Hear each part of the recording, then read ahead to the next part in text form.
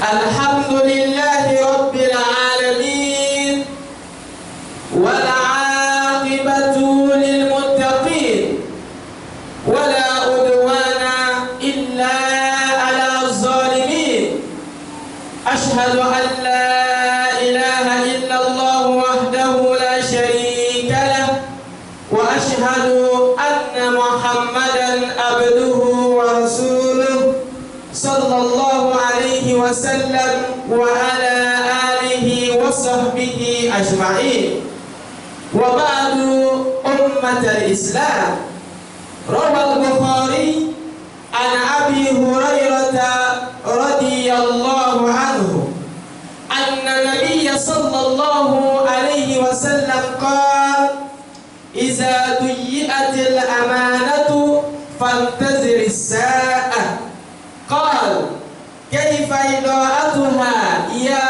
رسول الله قال إذا أسند الأمر إلى غير أهله فانتظر الساعة وروي أن النبي صلى الله عليه وسلم قال لجبريل عليه السلام يا أخي يا جبريل هل تنزل إلى الأرض بعدي قال نعم آخر الزمن أنزل 4 مرات قال وما تصنع فيهن قال أنزل في المرة الأولى أرفع الأدلى من الخكام ثم أنزل في المرة الثانية أرفع البركة من الأرض ثم أنزل في المرة الثالثة أرفع الشفقة من قلوب الرجال ثم أنزل في المرة الرابعة أرفع الحياء من النساء جعلنا الله وإياكم من الفائزين وأدخلنا وإياكم في عباده الصالحين اللهم آمين. Louange et remerciement à Allah qui a fait descendre le livre de discernement sur son serviteur afin qu'il soit un avertisseur à l'univers. J'atteste qu'il n'y a d'autre divinité digne d'être adorée sauf Allah, l'allié des bienfaiteurs. J'atteste aussi que le prophète Muhammadou sallallahu alayhi wa sallam est son serviteur et son messager dans le monde entier pour nous propager la bonne nouvelle qu'est l'islam. Que la paix, la grâce d'Allah ainsi que ses bénédictions soient accordées à ce noble messager sur toute sa famille, ses illustres compagnons, sans oublier tous ceux qui l'auront suivi de bon jusqu'au jour où ni les biens ni les enfants ne seront d'aucune utilité, sauf celui qui vient à Allah avec un cœur saint. Le jour où l'infidèle dira « Hélas pour moi, comme j'aurais souhaité n'être que poussière », qu'Allah nous en épargne de ces mauvais groupes. Sur ce, chers musulmans, chères musulmanes, je vous recommande, ainsi qu'à moi-même, de faire preuve de piété à l'égard d'Allah. Car la crainte d'Allah est la meilleure des provisions qui permet à l'être humain de bénéficier de la miséricorde d'Allah. Comme Allah nous-mêmes nous le recommande dans le Saint-Coran, chapitre 3, verset 110, قال تعالى يا أيها الذين آمنوا اتقوا الله حق تقاته ولا تموتن إلا وأنتم مسلمون. Oh les croyants, craignez Allah comme il doit être craint et ne mourrez qu'en pleine soumission. Frères et sœurs dans la foi, le sujet de notre sermon en ce jour béni portera sur les signes de la fin des mondes, annonciateurs du jour dernier. Ces signes sont de deux catégories. Nous avons les petits signes et les grands signes. Mais le sermon d'aujourd'hui parlera uniquement des petits signes de la fin des mondes, annonciateurs du jour dernier. Ces signes sont tellement nombreux, mais je vous ferai le rappel de ceux dont Allah m'aurait facilité. Parmi les petits signes de la fin des mondes, nous avons l'attribution des postes ou bien des tâches à des personnes non méritantes ou non compétentes. Et ceci se passe déjà aujourd'hui.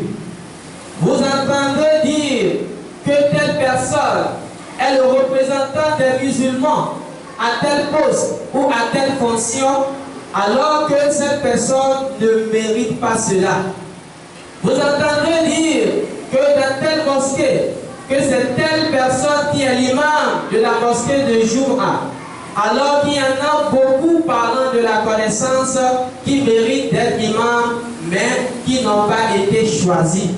Tout ceci fait partie des petits signes de la fin des mondes, annonciateurs du jour de Yom Al-Qiyamah.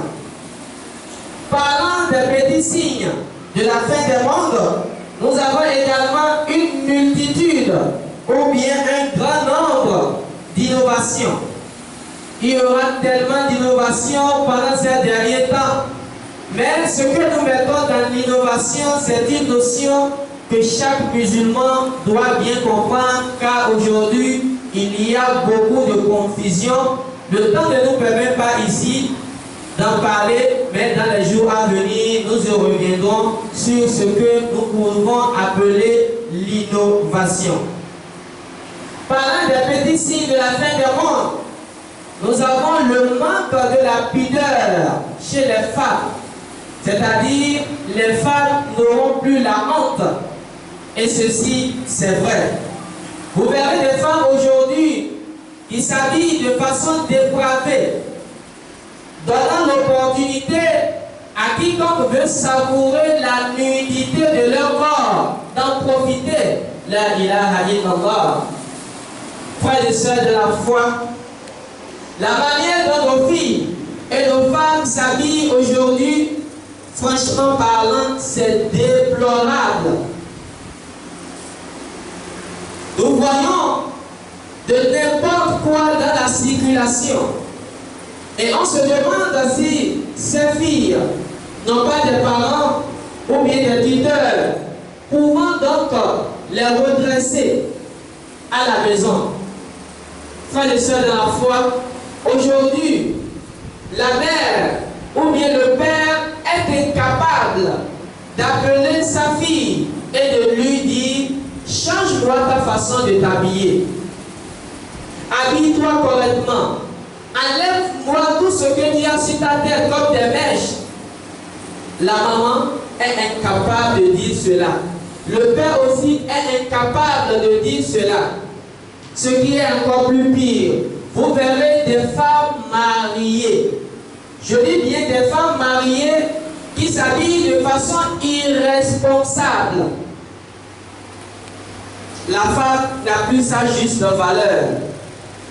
La femme veut montrer ce qu'elle a de précieux aujourd'hui. Elle veut montrer la forme de sa poitrine. Elle veut montrer son derrière. Elle veut montrer sa nudité. Frères et sœurs de la foi, nous profitons de cette aubaine pour vous dire, oh vous chers éducateurs, chères éducatrices, chers parents, donnez une bonne éducation à vos enfants si vous en avez et lorsque vous en aurez.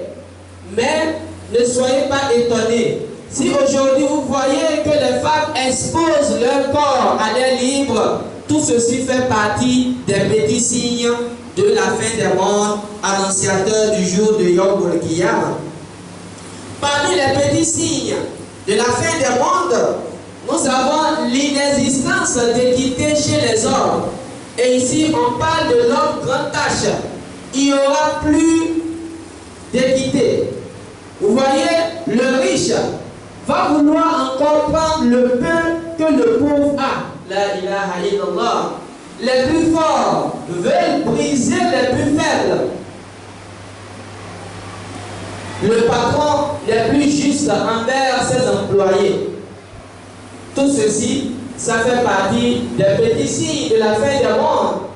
Et nous sommes arrivés à ce qu'on appelle la loi de la jungle, c'est-à-dire la loi du plus fort. Et c'est ça qui marche aujourd'hui dans tous les circuits, sur tous les plans. C'est les plus forts qui sont sur le terrain. Et ce sont eux qui sont en haut, qui sont en train de nous guider, parce qu'ils ont de l'argent, parce qu'ils ont de la puissance, parce qu'ils ont de la force. Ils imposent leur manière de faire. Et tout ceci, ça fait partie des petits signes de la fin du monde. Parmi ces signes, nous avons également la disparition des montées. Tôt ou tard, vous verrez qu'il n'y aura plus de montées. Tous les montées que nous voyons là vont disparaître. En plus de cela, nous avons la multiplication des tremblements de terre. Dans tel pays, il y a tremblement de terre. Dans telle zone, il y a tremblement de terre. C'est des signes, des petits signes de la fin du monde qui annoncent l'arrivée du jour de Yom Kiyama. Nous avons également la multiplication des maladies que les gens ne connaissaient pas auparavant. Vous voyez aujourd'hui, vous entendez parler du sida, de l'Ebola, de l'AVC, etc. Il y aura encore la découverte d'autres maladies que nous ne connaissons pas auparavant. Tout ceci, ça fait partie des petits signes de la fin du monde. À part cela, nous avons également la multiplication des charlatans. Ce que vous appelez ici des gangars. Il y aura beaucoup de gangars, beaucoup de charlatans qui vont vous faire comprendre que ce sont eux qui ont la force, qui peuvent résoudre vos problèmes, alors qu'ils sont là pour vous escroquer. Frères et sœurs dans la foi, ça fait partie des petits signes de la fin du monde. Nous avons également la multiplication des orateurs du mal, l'apparition des nouveaux prophètes après le décès du prophète Mohammed sallallahu alayhi wa sallam. Telle personne se lève, il dit je suis prophète. L'autre aussi se lève, il dit je suis prophète. Et aujourd'hui, tout le monde veut être prophète. Ne soyez pas étonnés, ça fait partie des petits signes de la fin du monde. Parmi ces signes, nous avons le changement de l'état de l'air. En été, il devient comme en hiver, et en hiver, il devient comme en été. Autrement dit, le temps changera. Au moment où il devait avoir la chaleur, vous aurez la fraîcheur. Au moment où il devait avoir la fraîcheur, vous aurez la chaleur. C'est la modification du temps. Tout ceci fait partie des petits signes de la fin du monde. Nous avons également la diminution de la science religieuse et la grande ignorance de la religion. Si une personne sait déjà lire le glorieux Coran, c'est fini. Il devient prédicateur. Si quelqu'un a déjà quelques bouquins de livres ou bien de hadiths traduits en français, il devient dirigeant. Il crée son groupe, il les dirige. Et on lui pose des questions. Avec son ignorance, il donne de fausses réponses. Et il s'égare et égare en même temps ses fidèles. Tel prédicateur a donné telle réponse par rapport à tel sujet. L'autre prédicateur aussi a donné une autre réponse par rapport au même sujet. Et les fidèles seront dans la confusion totale. Que prendre? Qui dit la vérité? Qui est en train de mentir? Frères et sœurs de la foi, en toute honnêteté, si vous ne voulez pas être balancé à droite et à gauche comme un ballon sur le terrain de football, eh bien, apprenez votre religion. Apprenez votre religion et comprenez bien l'islam avant de la pratiquer. Ici, dans cette mosquée, nous avons parlé de l'école coranique pour les grandes personnes. Tous les mercredis et les samedis de 16h à 18h. posez-vous la question. Combien parmi vous s'est inscrit à cette école alors que ceci, c'est une opportunité pour nous? Vous le savez, nous l'avons dit dans nos sermons écoulés, que le temps que la plupart de vous passera sur cette terre, c'est entre 60 et 70 ans. Ça, c'est une vérité. Peu d'entre vous iront au-delà de 70 ans. Alors, commencez par voir. Commencez par comptabiliser le temps que vous avez déjà passé sur cette terre. Combien de temps il vous reste pour avoir 60 ans, pour avoir 70 ans? Vous aussi, vous voyez que ça ne reste que peu de temps. Au lieu de profiter de ce peu de temps-là pour apprendre l'islam, pour connaître votre religion, pour maîtriser ce que Allah nous a ordonné, ce qui nous a interdit, les gens ont brillé par leur absence. Ils n'ont pas voulu apprendre cette religion alors que l'occasion est à côté. Frères et sœurs de la foi, il faudrait qu'à tout moment, chaque jour, que le soleil se lève et que la nuit tombe, nous nous posons cette question-là. Est-ce que l'islam que nous sommes en train de pratiquer, est-ce que c'est de cette manière que Allah nous a ordonné? Combien parmi nous savent déjà lire le glorieux Coran? Dans quelques 2 mois et quelques semaines, nous allons accueillir à bras ouverts le mois de Ramadan. Alors qu'il y en a qui ne savent pas lire le glorieux Coran. Le mois de Ramadan est un mois dans lequel l'être humain profite de beaucoup de récompenses auprès d'Allah. Est-ce que nous sommes en train de préparer pour cela, pour pouvoir recevoir ces belles récompenses qui sont réservées pour les vrais serviteurs d'Allah? Frères et sœurs de la foi, parmi ces petits signes de la fin des mondes, nous avons aussi la multiplication des maîtres. Nous avons l'injustice qui s'installe totalement. Nous avons également le raccourcissement des temps. Nous avons également le rapprochement des marchés. Vous aussi, vous le savez, il y a tellement de marchés aujourd'hui. Il y en aura jusqu'au point où tous nos quartiers vont devenir des marchés. Tout ceci, ça fait partie des petits signes de la fin des mondes, annonciateurs du jour de Yom Kiyama. Le messager d'Allah, Muhammad sallallahu alayhi wa sallam, dans l'un de ses enseignements nous dit: lorsque la loyauté disparaîtra, attendez-vous à la fin des mondes. Et les compagnons lui disent: ô messager d'Allah, comment disparaîtra la loyauté?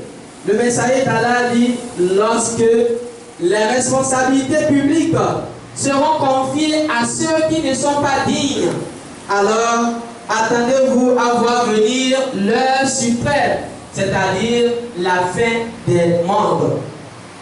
Et il a été rapporté que le prophète Muhammad sallallahu alayhi wa sallam dit à l'ange Gabriel: ô toi, ange Gabriel, descendras-tu sur terre après mon décès? Et l'ange Gabriel répondit: oui, je ferai la descente sur terre vers la fin des mondes et à 4 reprises. Le messager d'Allah lui dit: que feras-tu lors des 4 descentes? Et l'ange Gabriel répondit: à ma première descente, alors j'enlèverai l'équité chez les juges. Vous aussi, vous le savez aujourd'hui, aucun juge n'est juste, aucun juge n'est véridique. Ils sont tous corrompus. Donc, ce qui voudra dire que l'ange Gabriel a déjà évidemment fait sa première descente sur terre. Il dit: à ma deuxième descente sur terre, eh bien, j'enlèverai la bénédiction de la terre. Est-ce qu'aujourd'hui la terre est bénite? Non, la terre n'est plus bénite. Avant, avec 10 000 francs, vous pouvez faire beaucoup de choses. Mais aujourd'hui, même dans 1 minute, vous pouvez dépenser 10 000 francs et ne pas encore être satisfait. Il dit: à ma troisième descente, j'enlèverai la compassion chez les hommes. C'est-à-dire, il n'y aura plus ce que nous appelons la pitié. Même deux frères et sœurs, ici, deux mêmes pères et d'une même mère vont s'entretuer. Ils ne vont jamais s'aimer entre eux. Tout ceci, ça fait partie des petits signes de la fin du monde. Et il dit: à ma 4e descente, J'enlèverai la honte chez les femmes. Comme nous l'avons dit, il n'y aura plus de honte. Les femmes vont exposer tout ce qu'ils ont de cher, de précieux à leur lit, et tout le monde verra, prêcher serviteur d'Allah. Tout ceci fait partie des petits signes de la fin des mondes, annonciateur du jour dernier. Nous demandons à Allah qu'Allah augmente notre croyance et qu'il nous compte parmi ceux qui écoutent sa parole et qui l'appliquent de la meilleure des façons. Nous prions pour le fondateur de cette mosquée, El-Hajj Abdul Razak Salah, qu'Allah soit avec lui, qu'il le compte de sa grâce et de ses bienfaits, qu'il efface ses péchés et qu'il le réserve le paradis. Nous prions également pour son épouse, notre très chère regrettée, El-Hajj Sophia Ngema, sans oublier tous les défunts musulmans, qu'Allah les pardonne, qu'il illumine leur temps, qu'il efface leurs péchés et qu'il leur réserve le paradis. Nous prions pour le président de la République, son Excellence El-Hajj Ali Bongo Ondiba, qu'Allah soit avec lui, qu'il lui accorde une robuste santé et qu'il l'aide à pouvoir bien gérer ce pays. Nous prions pour tous les malades du monde entier, qu'Allah leur donne le retour à la force. Après leur rétablissement, que nous-mêmes en personne, nous ne soyons pas remplacés. Nous prions également pour tous les fidèles de cette mosquée, hommes comme femmes, petits et grands, qu'Allah vous accorde une robuste santé, une longévité, qu'il efface vos péchés, qu'il vous accorde le paradis et qu'il vous éloigne de l'enfer. Frères et sœurs dans la foi, nous avons une maman qui est veuve. Son mari est déjà décédé il y a de cela 2 ans. Elle a 2 enfants. C'est elle seule qui est en train de prendre les charges. Et hier soir, l'un de ses enfants âgé de 10 ans est victime d'un accident de route. Le pied est cassé. L'enfant est à l'hôpital. À l'heure actuelle où nous sommes en train de parler, elle est venue nous voir pour demander de l'aide qui s'est mise là. Frères et sœurs dans la foi, faites cela à cause d'Allah. Faites cela à cause d'Allah. Essayons de sauver la vie de cet enfant. Qu'Allah aide tout un chacun de nous. Tout ce que nous sommes en train de donner, nous ne donnons pas à cause de quelqu'un, mais à cause d'Allah. Le jour de Yom al-Qiyamah, nous verrons les multiples récompenses qui nous seront réservées. Tout à l'heure, après la prière, ils vont passer auprès de vous tout ce que chacun a donné cela à cause d'Allah. Qu'Allah soit avec tout un chacun de nous. Le jour où nous aussi nous serons dans des difficultés, que Allah nous soulage.